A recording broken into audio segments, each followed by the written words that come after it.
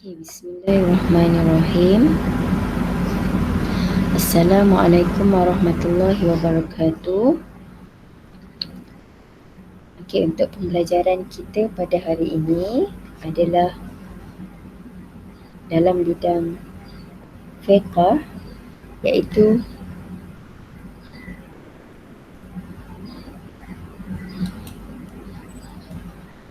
korban dan akikah.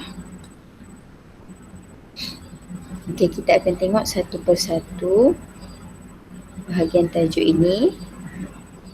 Okay, boleh lihat muka surat 117 hingga 128. Okay, objektif pembelajaran.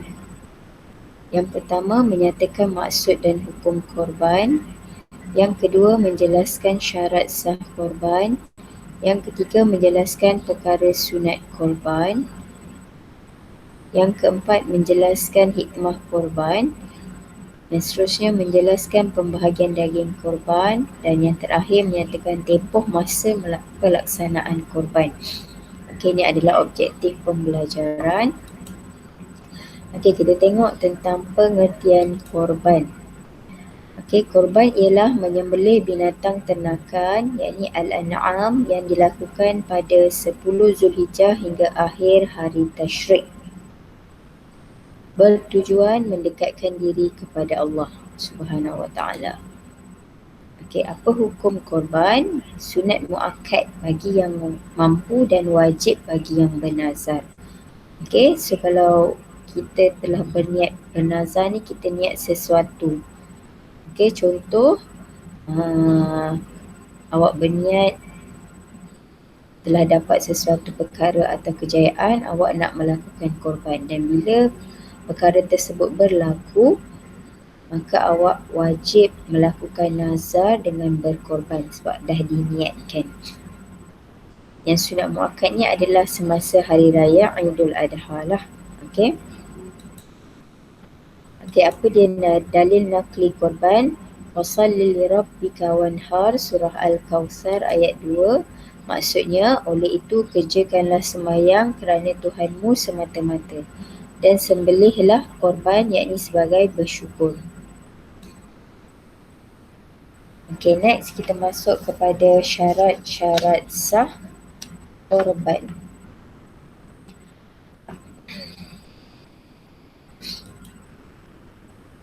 Okey, yang pertama, berniat korban. Diniatkan korban ketika menyembelih. Okey, masa pelaksanaan korban selepas solat sunat hari raya Aidul Adha pada 10 Zulhijjah hingga terbenam matahari 13 Zulhijjah, yakni hari akhir Tasyrik. Okey, ini untuk umur binatang yang hendak dikorbankan. Kena mengikut umur ni supaya sah korban tersebut. Okey, kalau yang nak dikorbankan unta, mestilah berumur 5 tahun atau lebih. Jika lembu atau kerbau, 2 tahun atau lebih. Jika kambing, 2 tahun atau lebih. Jika biri-biri atau kibas, 1 tahun atau sudah berganti gigi. So kena pastikan umur binatang tersebut. Okey, minta panduan daripada yang menyediakan binatang korban tersebut. Okey, sifat al-an'am.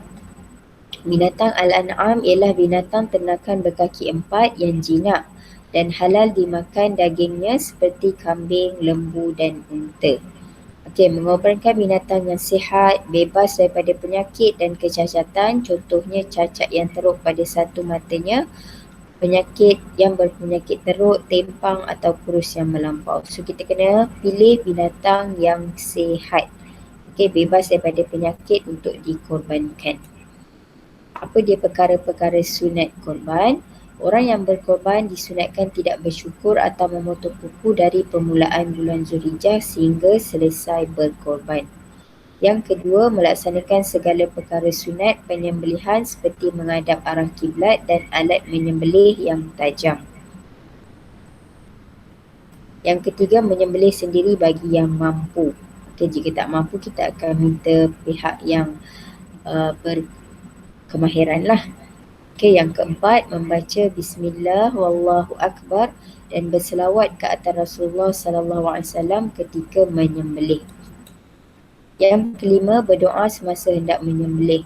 Allahumma haza minka wa ilaika fataqabbal minni, yang bermaksud, ya Allah, binatang ini daripadamu dan kembali kepadamu, terimalah korbanku. Okey, tempoh pelaksanaan korban bermula selepas solat sunat Hari Raya Aidil Adha pada 10 Zulhijjah dan Hari Tashrik berakhir terbenam matahari pada 13 Zulhijjah Hari Raya keempat. Okey, 1 Zulhijjah orang yang berkorban makruh bersyukur dan memotong kuku. Korban tidak sah dilakukan sebelum 10 Zulhijjah. Kalau dikorbankan sebelum 10 Zulhijjah, itu tak dinamakan korban. Itu nama sembelihan biasa sahaja. Okey, 10 Zulhijjah waktu afdal sembelihan bermula selepas solat sunat Idul Adha dan 2 khutbah. 11 Zulhijjah sunat pelaksanaan korban, 12 Zulhijjah sunat pelaksanaan korban, 13 Zulhijjah sunat pelaksanaan korban, 14 Zulhijjah korban tidak sah selepas terbenam matahari.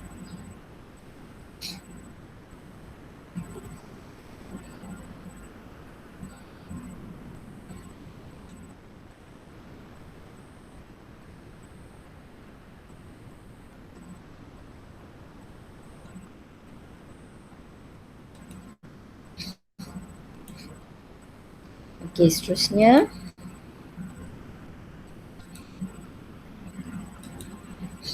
cara pembahagian daging korban. Okey, cara pembahagian daging korban, 1/3 daging disedekahkan kepada fakir miskin, 1/3 daging dihadiahkan kepada sahabat handal termasuk orang kaya dan jiran, 1/3 dimakan oleh pihak yang berkorban dan anggota keluarga. Okey, ini cara pembahagiannya. Kita tak boleh makan ke semua bahagian daging korban tersebut. Dia ada agihannya. Okey. Next, apa dia hikmah korban? Mengagungkan syiar Islam serta menunjukkan tanda ketakwaan kepada Allah. Okey, ini adalah syiar Islam yang mana kisah korban ni bermula daripada Nabi Ibrahim lagi yang Allah perintahkan untuk mengorbankan anaknya Nabi Ismail. Okey, yang kedua, mencontohi semangat pengorbanan agung yang telah dilakukan oleh Nabi Ibrahim sewaktu supaya semangat tersebut meningkatkan semangat jihad. Okey, ini semangat pengorbanan agung lah, yang paling agung sekali, macam mana kita nak korbankan anak sendiri yang perlu disembelih. Yang seterusnya, mengeratkan persaudaraan antara umat Islam kerana solat sunat Aidil Adha menghimpunkan seluruh umat Islam. Ini pada zaman sebelum datangnya COVID lah. Okey, bila datangnya COVID ada had-had tertentu untuk solat hari raya. Dan yang keempat, tanda bersyukur kepada Allah atas segala nikmat supaya rezeki yang diperolehi sentiasa diberkati. Okey, kita ada kemampuan, tanda kita bersyukur atas rezeki yang Allah bagi, kita melakukan korban. Okey, selesai untuk bidang ataupun unit 1 untuk korban.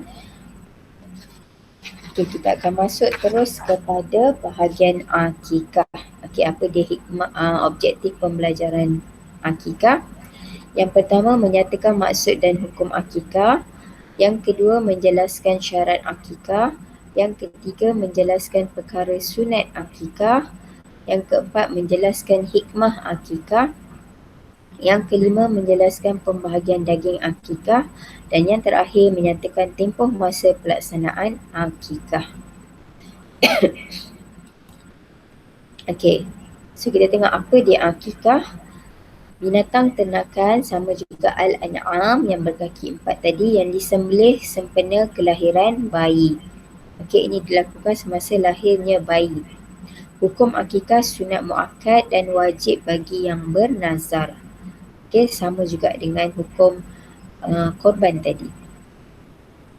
Sunat muakkad ni sunat yang sangat dituntut. Okey, dalil nakli akikah, al-ghulamu murtahanun bi'aqiqatihi yuzbahu anhu yawmas sabi' wa yusamma wa yuhlaqu ra'suhu. Maksudnya setiap anak tergadai dengan akikahnya, maka pada hari ke-7 disembelih haiwan, diberi nama dan dicukur rambutnya. Ini yang disunatkan dalam Islam ya. Pada hari ke-7 kelahiran bayi tersebut, disunatkan kita menyembelih, memberi nama dan dicukur rambutnya. Okey, syarat-syarat sah akikah. Yang pertama, berniat akikah. Niat akikah ketika binatang disembelih. Okey, akikah atas nama siapa? Masa pelaksanaan setelah bayi dilahirkan, macam tadi dikata pada hari ke-7 disunatkan kita menyembelih. Cukup umur. Okey, unta 5 tahun dan ke atas, lembu atau kambing 2 tahun dan ke atas, biri-biri 1 tahun atau sudah bersalin gigi hadapan setelah berumur 6 bulan. Ini had umur lah. Perlu mengikut syarat-syarat ini supaya sah akikahnya.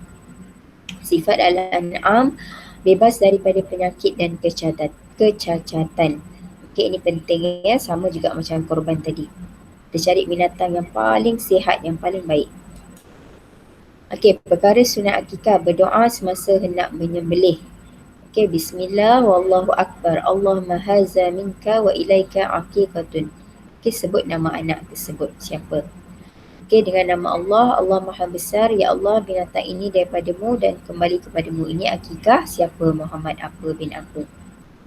Okey, menyembelih ketika matahari sedang naik, dilakukan pada hari ke-7 selepas kelahiran. Tidak mematah-matahkan tulang akikah semasa memotong daging kecuali mengikut sendi-sendinya. Okey, ini yang disunatkan. Okey, seterusnya mencukur rambut bayi selepas penyembelihan binatang akikah. Okey, biasanya bayi yang lahir dia dah ada rambutnya. So dicukur bayi tersebut dan diberikan nama-nama yang baik kepada bayi. Okey, seterusnya bersedekah dengan emas atau perak seberat rambut bayi yang telah dicukur. Okey, rambut bayi yang telah dicukur tadi ditimbang berapa beratnya. So disedekahkan ikut harga emas. Okey, berapa gram rambut tersebut. Okey, tempoh pelaksanaan akikah. Sunat selepas kelahiran sehingga baligh. Sunat muakkad pada hari ke-7 kelahiran. Dia ada dua lah. Sunat muakkad ni sunat yang sangat dituntut. So digalakkan dilakukan akikah pada hari ke-7. Tapi kalau kita ada kekangan, masalah untuk kemampuan menyediakan binatang akikah, so selepas kelahiran sehingga bayi tersebut baligh, boleh dilakukan. Pembahagian daging akikah, sunat dimasak manis dan disedekahkan sesudah dimasak. Okey, masakan afdal disedekahkan kepada fakir dan miskin. Masakan juga sunat dimakan oleh orang yang berakikah. So akikah ni beza dengan daging korban. Daging korban tadi kita bagi mentah. Tapi kalau daging akikah kita dah siap masak dan diberikan kepada orang-orang tertentu, fakir miskin dan juga orang yang akikah pun boleh makan. Okey, hikmah akikah menzahirkan kesyukuran kepada Allah atas kurniaan cahaya mata. Yang kedua, menyuburkan sikap pemurah dan menghindari sikap kedekut. Dan yang ketiga, menghebahkan berita kelahiran supaya tidak timbul prasangka. So kita ini mungkin tidak timbul fitnah lah. Bila pula dia bersalin dan sebagainya. Okey. Dan ini adalah untuk latihan.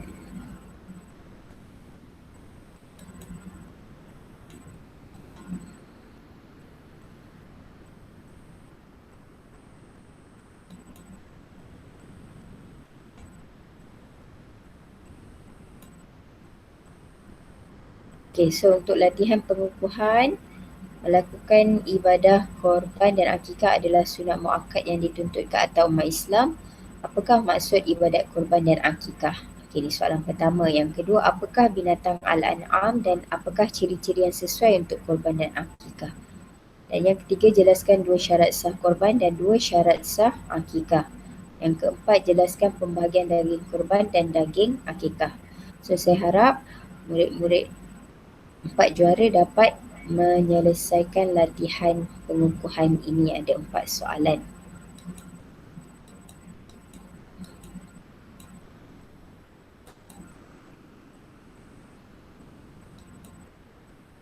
Okey, semoga mendapat ilmu yang bermanfaat.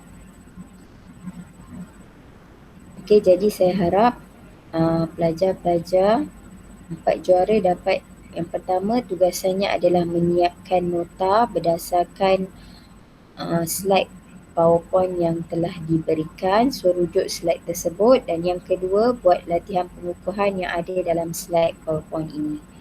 Okey, so untuk pembelajaran hari ini itu sahaja. Terima kasih. Assalamualaikum warahmatullahi wabarakatuh.